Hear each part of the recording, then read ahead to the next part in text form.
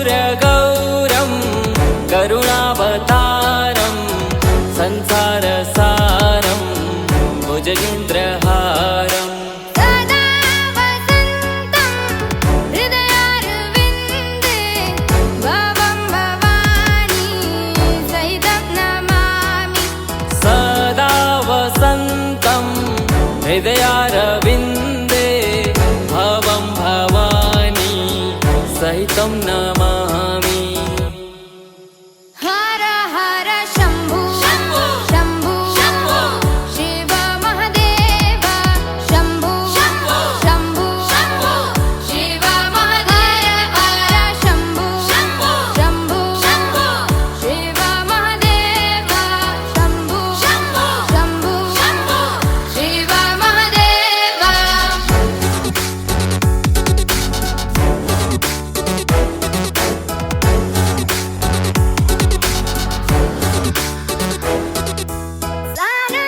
सानन्दमानन्द वने वसन्तम् आनन्दकन्दं हतपापवृन्दम् सानन्दमानन्द वने वसन्तम् आनन्दकन्दं हतपापवृन्दम् वाराणसीनाथ मनाथनाथं श्रीविश्वनाथं शरणं प्रपद्ये वाराणसीनाथ मनाथनाथं श्रीविश्वनाथं शरणं प्रपद्ये हर हर शम्भो शम्भो शिव महादेव शम्भो शम्भो शिव महादेव हर शम्भो शम्भो शिव महादेव शम्भो शम्भो शिव महादेव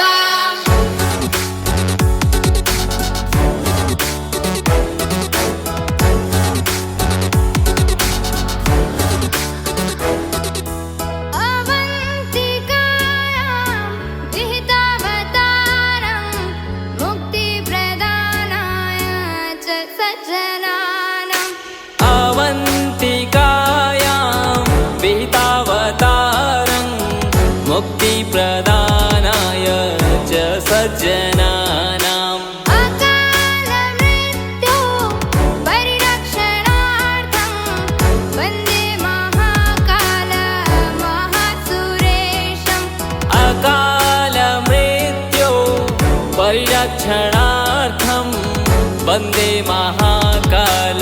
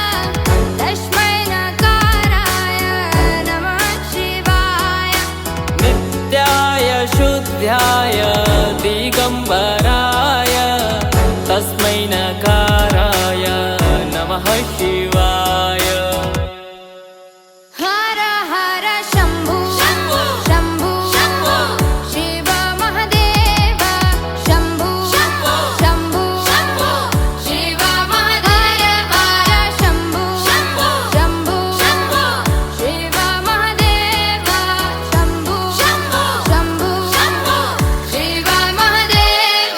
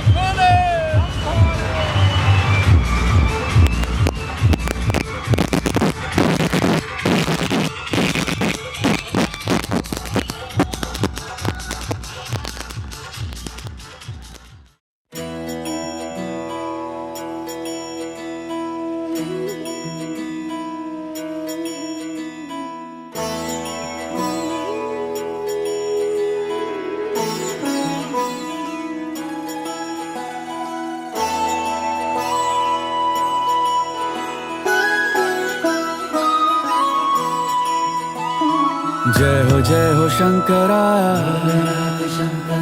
आदिदेव शंकरा तेरे जाप के बिना चले ये सांस किस तरह मेरा कर्म तू ही जान क्या बुरा है क्या भला तेरे रास्ते पे मैं तो आंख मूंद के चला तेरे नाम की जोत ने सारा हर लिया तमस मेरा। नमो नमो जी शंकरा भोलेनाथ शंकरा जय त्रिलोकनाथ शंभु हे शिवाय शंकरा। नमो नमो जी शंकरा भोलेनाथ शंकरा रुद्रदेव हे महेश्वरा।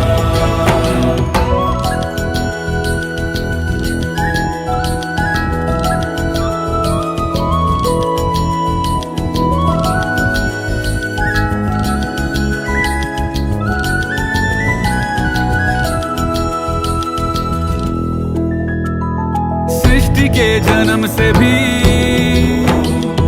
पहले तेरा वास था। ये जग रहे या ना रहे, रहेगी तेरी आस था।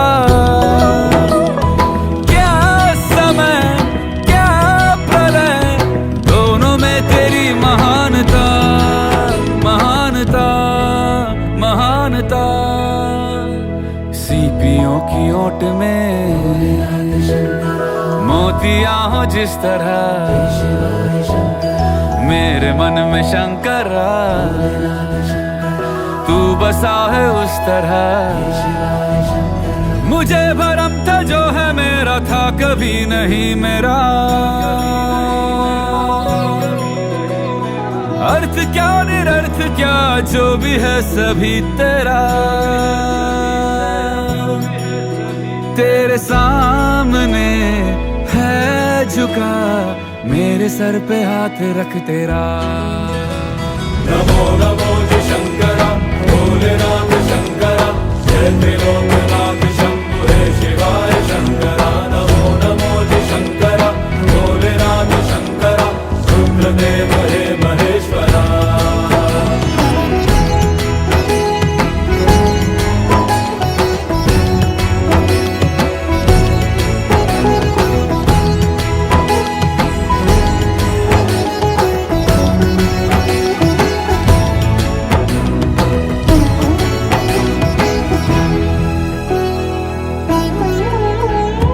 चंद्रमा ललाट पे